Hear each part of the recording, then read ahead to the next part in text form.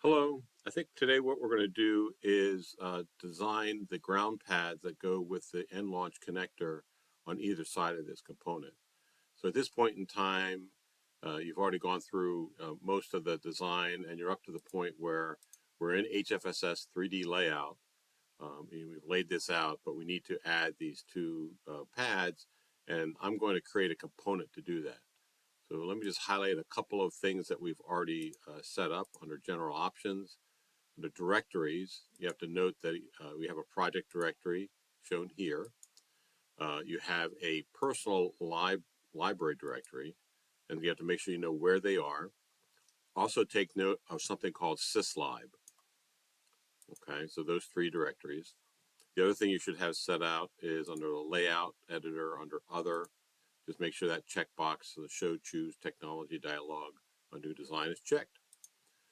As well, by this time, we have all the definitions for the materials, like under the microstrip Nexum simulation, we have the FR4 here.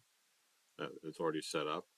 And under the HFSS 3D layout, we have it transferred to here. Okay. So those things are set up. So let's go ahead and get started. To create a component, what we're going to do is you're going to go down here to definitions. First, we have to create a footprint. So click on footprints, right click and say add definition. And let's call this one ground pads is the name of the footprint. You need to choose the technology. So I'm going to choose, we're in HFSS 3D layout. So let's select this one, which is the one I've already created and saved. And we get the screen to create the footprint. Now this X right here is the 0, 0 point. This is the 0 in the X and 0 in the Y. This is where the component's actually going to be placed. So let's go ahead and draw the first ground pad. Just draw a rectangle. And we're going to place this using 2 points. So point A, point B. So point A will be lower left. Point B will be upper right. So the x-axis is going to be 0, comma, and what we're going to do is these are going to be two ground pads. There's going to be a spacing from this middle point to the next middle point.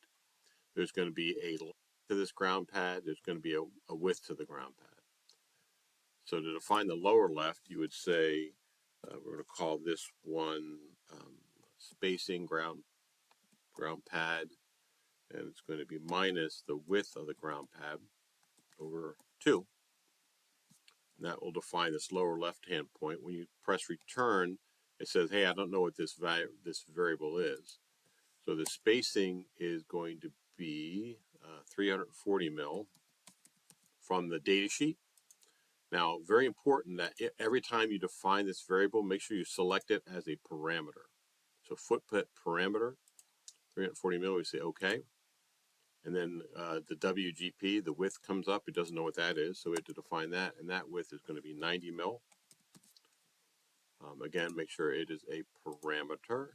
Say OK, great. Now let's do the next point. So the next point is going to be up here in the upper right. So its x dimension is going to be length. So that'll be L, GP, comma. This is going to be spacing ground pad plus width ground pad over 2. That's going to be the upper right. Right.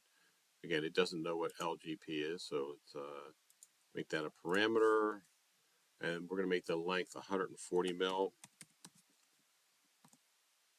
Bam. We have our first pad. I'm going to zoom in here a bit. Let's make the next pad. I'm just going to click on it, say Control C. Come down here, Control V for copy and paste.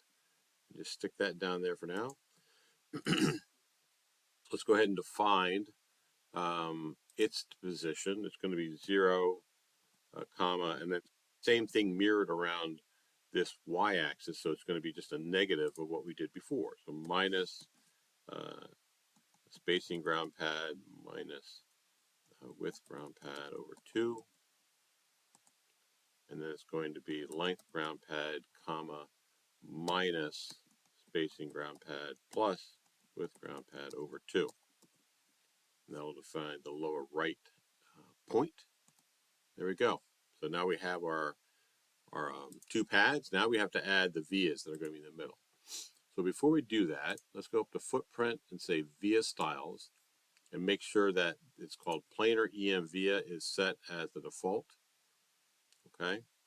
So that's the via that we're going to use, planar EM via. It has no pad to it. And that's the important. You just want the via hole. You don't want the anti-pad or the pad on top. Okay, click on the pad dimension here, or the pad icon, and the via icon. Just drop one there, and then we're going to define the via hole diameter as, I'm calling this a via diameter ground pad. That'll be the diameter. And again, keep on making these parameters. And this is going to be 30 mil. Now let's go ahead, and let's define where we're going to place it. So where we're going to put this is we're going to put it at an offset to the edge of this ground pad. So we're going to call this one via offset of the ground pad. And then, of course, it's at the spacing of the ground pad over 2, right? It's right in the middle of that thing. Now, again, it doesn't know what via is, so we're going to say parameter, the via offset. We're going to make this one 40 mil from the edge. There it is. So now we need to replicate that a couple of times. One, we're going to do it over here. Okay, so it has the right via ground pad diameter, but needs to get the right spacing. So the spacing is going to be the length of the ground pad minus this via offset dimension, because we're going from the right part of the ground pad to the left. Say OK.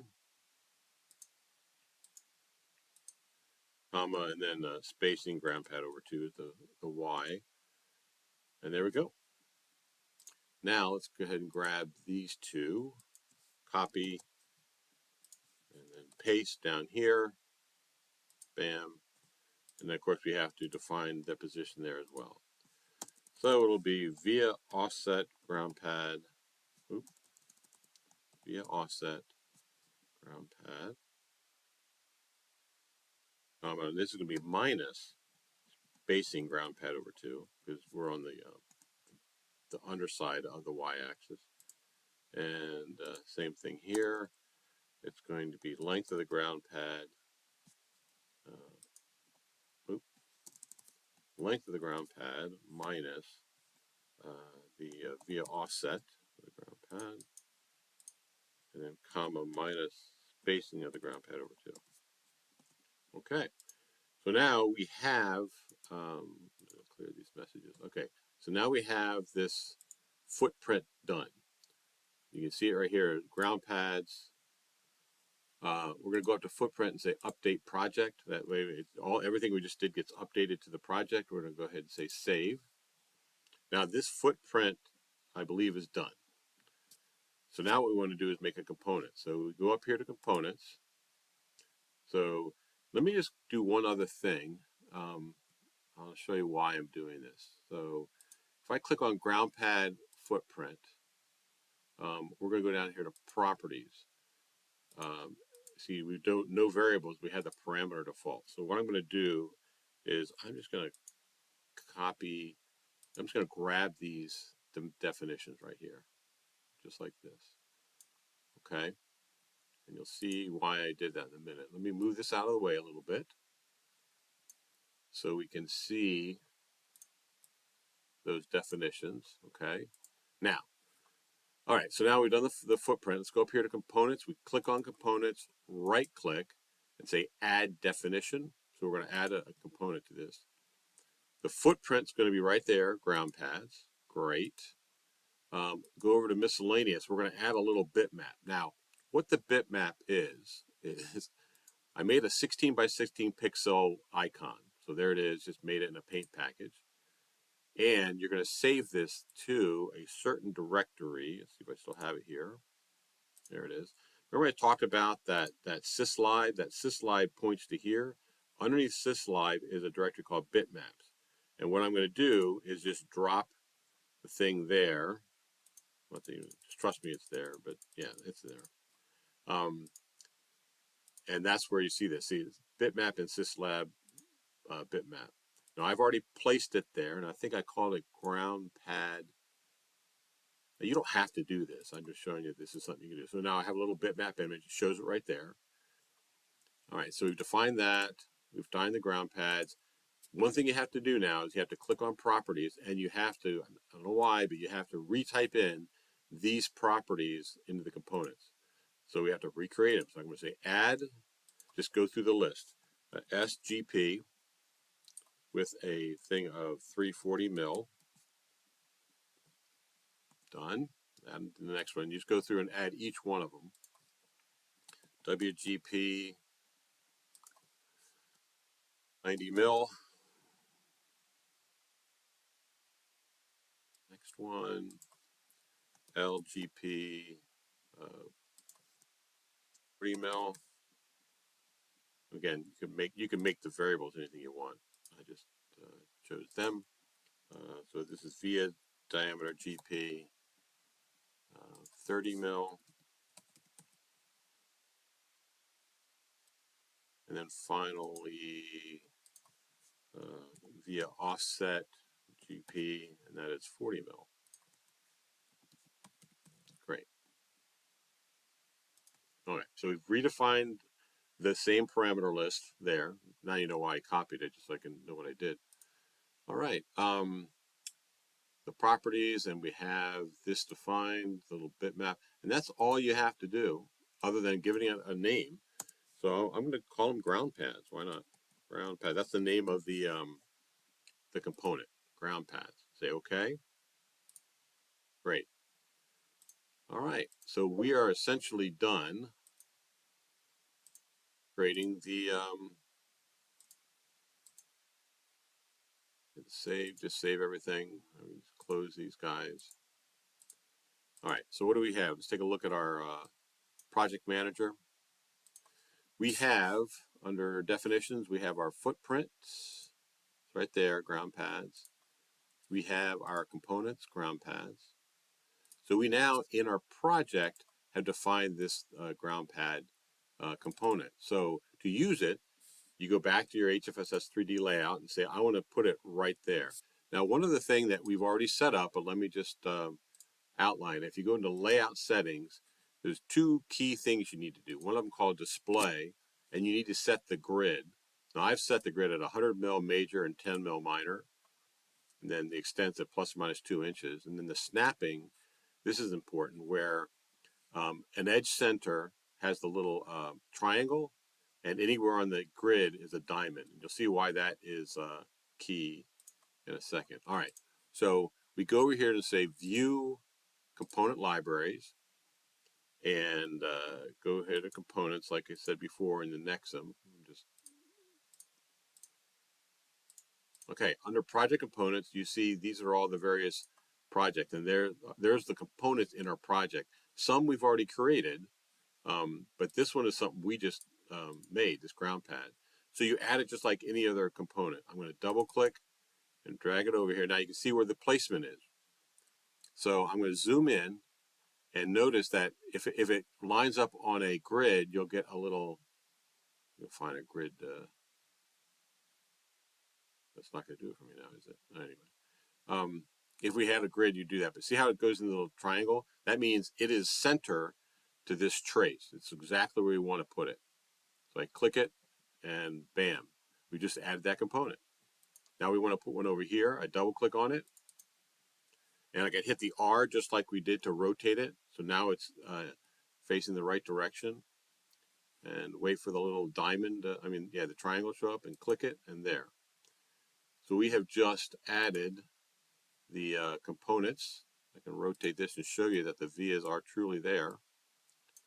They go from the top layer to the bottom, so we're all set. Now we've just added we've just added the components. I'm going to hit save. And one last thing you want to do is, if you don't have to do that all the time, you want to save this as a library, so that you just bring the library in. You don't have to recreate that. So you go down here to components, ground pads, you click on it, you right click and say export to library. And you see how it's going to default to your personal library that you've defined. So I'm going to call this one, I don't know, how about microwave class. So that'll be our microwave class library. Hit save. We say yes. It sets some defaults. You just say OK. So what you'll see is if you go up here to the personal library, UD personal library, you'll see here's the microwave class definitions that you'll copy over to your thing to do. So that's it, and that's how you do that.